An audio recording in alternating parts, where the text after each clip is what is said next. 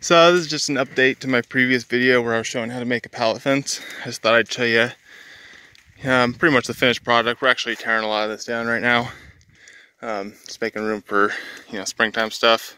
Hey Nelson. I've added on more fence right here. Going straight out.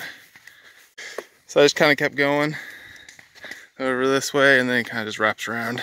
And it's just regular fence over here. Yeah. There's a redneck paradise right here. Redneck deck, redneck gate, redneck dog. So this panel right here, I'm going to show you kind of how to put it in. So we'll take it out first.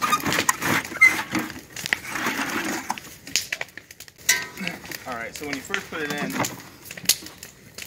kind of measure it out with your pallet, and then you're going to just pound this guy in.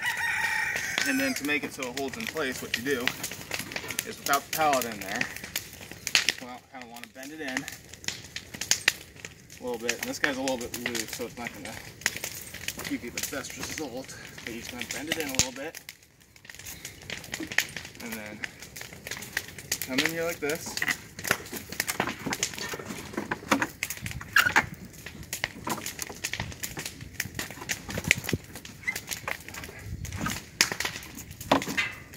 Alright, so you got it in there. And you're going to kind of slowly pull back and then drop it. That's good.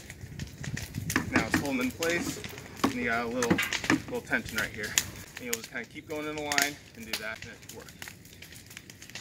Check out my other video on how to make a pallet fence. It's gonna be right, let's see, right there.